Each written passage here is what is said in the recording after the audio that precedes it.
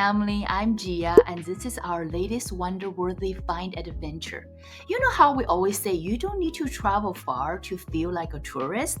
Well, today we're about to prove it in the most unexpected way.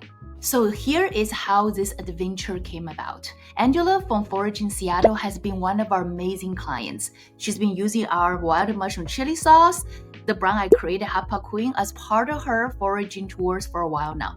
So when she asked if I would like to join one of her tours as the founder and bring my family along, I obviously say yes. What if I told you that the park we visit every summer for picnics was actually hiding a $1,000 treasure? When she told me we'll be going to Bridal Trail Park, literally our neighborhood stomping ground, I couldn't believe it.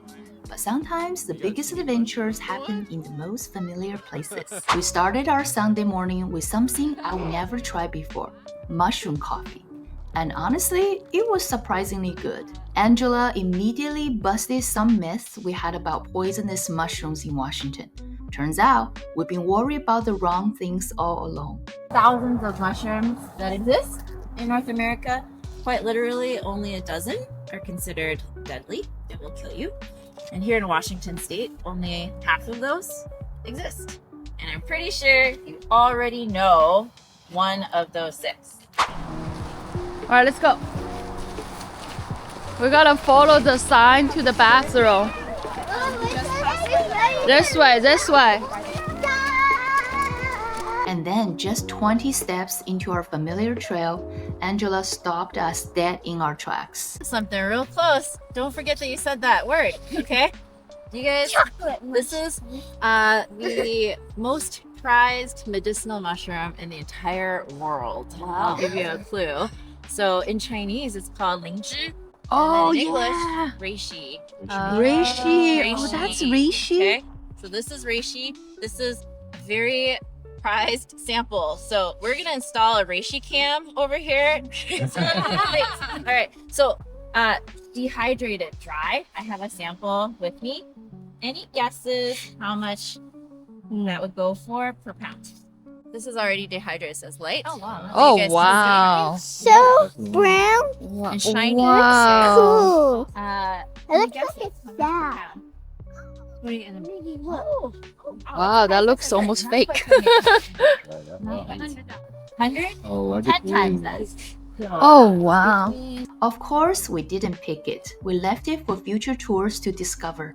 But seeing the kids' faces when they realize we've been walking past literal treasures all summer, priceless. Nature rewards patience and respect. Sometimes the most valuable things are the ones we leave untouched. Our second stop is where things got really exciting. Angela found our first lobster mushroom and explained what makes them special. I'm just gonna Oh put. wow, that's a big one. Oh my god, it came off so easy. Wow, beautiful. So, lobster mushrooms, okay? They are actually created. They're a mushroom that's been infected from another fungal infection. Okay, so the name of this fungal infection is called Hypomyces lactiflorum. None of y'all are gonna remember that. No need to. But on its own, doesn't taste very exciting. Once this fungal infection infects this host mushroom, it changes this texture, the smell, and engulfs it and makes it turn into a lobster mushroom. Okay. And then we were set free to hunt on our own. And guess what?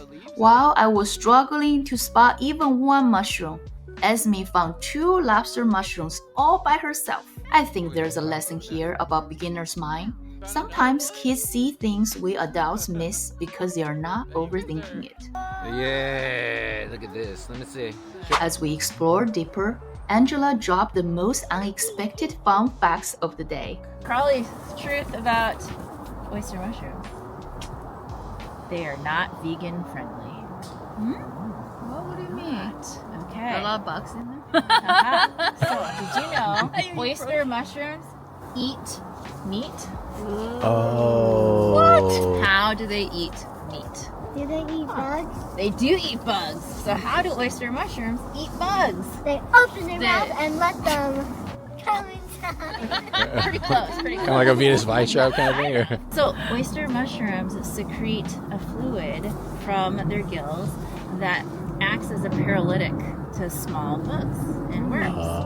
And so when Wanda the worm crawls across the gill, she gets stuck and then disintegrates into worm sludge, and then the oyster mushroom Wow. Wonderful. So eat it from the gill or, Yeah. or it goes down to the roots? into the gill. So into the vegans don't mushroom. eat oyster mushrooms. So that's why I would say Oh, really? vegans should not eat wild oyster mushrooms. Cultivated is Cultivated is fine, the store-bought kind, because they're made in a lab. No worms are harmed in the making of those mushrooms, right? So, no science to back this up. But I think that oyster mushrooms grown in the wild taste more umami in flavor. The extra protein. So those ones Yes. probably have Extra bug umami. juice inside Yes. of them. Nature is wild and weird in the best ways. Okay, here we go. We found a tiny. Yeah, there we go. After more exploring, smelling, and discovering different mushrooms, we headed back to the picnic area for the best part, cooking what we found. Angela brought 2 pounds of already cleaned and cut lobster mushrooms, and we all took turns cooking them right there on portable burners. And this is where my two worlds collided. While everyone was cooking, I get to share about our wild mushroom chili sauce from Hotpot Queen. So I'm a founder of Hotpot Queen, and actually the first question people ask me, who is a queen? It's like, how dare you call yourself queen? Okay, a spoiler alert, I am not the queen, it's my mother. So how many of you guys have had Chinese hotpot? Or at least know what Chinese hotpot is? Okay, so if you have been to a hotpot restaurant, you usually will go to a place where they will serve you a pot that the pot that divide the broth into two. You know, like one side spicy, one side non-spicy. So in 1982, my mother invented that pot. And that pot is being used in millions of restaurants across the world. So she was regarded as the queen of hot pot by Chinese media. There actually a Vice article about her called Audience with the Queen of Hot Pot. Therefore, I used her name, Hot Pot Queen, as a brand. But then I wanted to kind of create something special. So what happened is like I asked a chef friend of mine, I say, hey, is it possible for us to combine, the Sichuan sauce with mushroom, because I love mushroom. So this chef friend of mine, she lives in Yunnan, which is like this mountainous region in China where there's tons of wild mushrooms. And then she said, hey, you know what? We could combine the Sichuan sauce and create something really cool. So this is called the wild mushroom chili sauce. And this is our signature. So basically we're using the Sichuan chili, Sichuan peppercorn, fermented black beans, and we use shiitake mushroom and the wild porcini mushroom we found in the high mountains of Yunnan to create that chunky, umami, spicy sauce. It does kind of creeps up a little bit the heat, but if you like spicy food, you really enjoy it and you can really taste the chunks of mushroom in there. So enjoy it with your mushroom later on if you want to. Because Angela has set out 2 condiments to go with the mushrooms we were making. French garlic sea salt and our mushroom chili sauce. Talk about a full circle moment. My client's mushroom foraging business meeting my mushroom-based product. Then came the moment we've all been waiting for, the tasting. Those lobster mushrooms were absolutely delicious. Meaty, earthy, with just the right amount of our chili sauce.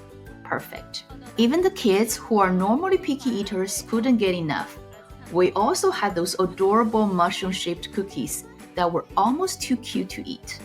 Almost. Before we left, I talked with Angela to learn more about her journey. Anyway, so yeah, we had such a great experience today, just like foraging the mushroom. And I wanted to hear from you, like, how did this all start? What made you to start this business? You know, I grew up eating mushrooms. My dad's a chef, and so I've loved eating them since I was a young child. And then moving here to Washington almost 20 years ago, I couldn't believe Washington is famous for wild gourmet mushrooms. I was like, I have to learn. I guess it makes sense because the weather. Yes, And well, all the kind of rainy. trees. Yeah. Right, you know.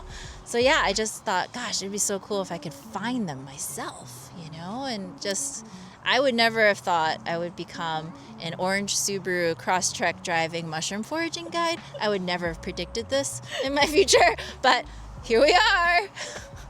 Yeah, the life, sometimes it's like the fate is calling you, and you just like, I just have to do it. It kind of feels right. Yeah, and Right? it did. The forest called me, and Yeah. I just had to pick up.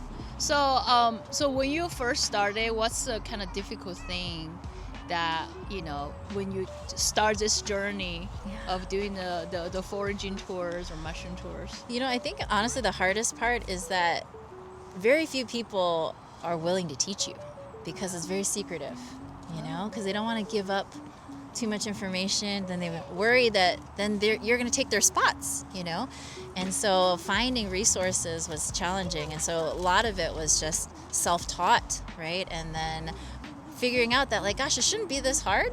Man, I should really think about how I can teach other people how to do this, because there shouldn't be this much resistance. And so that's why I was like, oh, well, that's a business idea. Teach other people to appreciate mushrooms in the wild. Yeah, and I see how I think that people really do appreciate when they get all that kind of first-hand knowledge, and now they feel like they're excited to apply. When we go to a trail next time, guess what we'll be doing? Looking for mushrooms. Yeah. So what do you think the difference between just going to a grocery store, buying the mushroom off the shelf, then foraging yourself, or go to a restaurant and order a mushroom? Like what do you think for a person that experience the difference is? I think when you find the wild mushrooms, it feels so fulfilling, right? I did this myself, right? And so that connection is so empowering. And of course, like, if you found it yourself, it's way fresher too, right? At the grocery store, you don't know how long it's been sitting there. And truly, so many of these mushrooms that exist in the wild, you cannot make in a laboratory. You can't cultivate them. So the only way you could eat a lobster mushroom is to go find one, right? It took a real human being to go find it in the woods to get it to you. And what is the biggest misconception people have about wild mushrooms? I think mushrooms are very misunderstood. I think that people are scared about them and afraid that they might accidentally eat one and then die, right? Yeah, job security. But truly, I think demystifying and making mushrooms feel so much more approachable, because they really are not as scary as people like to think that they are. And so that's what we're here for, is to help bring people into the fold. Mushrooms are not that scary. In fact, they're pretty darn delicious and very cool. So it's awesome to be able to share that with people. And they're just such like a meat alternative, because they do taste really meaty and they do taste really hearty, and they're very, very different. Like, from one variety to another. Very high in protein too. So Yeah, it's very nutritious food. yeah. So one last question: what do you want all the people that came to today's tour or any of your tour take away from a day like this? I want them to feel empowered, right? That they walked away feeling like, oh, I can do this now. I'm no longer scared to try it. And so that's probably the coolest experience, is knowing that from that moment forward, every hike is going to look so different. Not to mention 70% slower, since they have different priorities now, but truly, just they feel so empowered, and they're going to look at nature in such a different way. That's awesome. And thank you so much for just bringing us into this tour, and we had a really good time. Thank you for coming. We came to a park we've been to 100 times, but we left with a complete different perspective. This is what wonder-worthy finds are all about.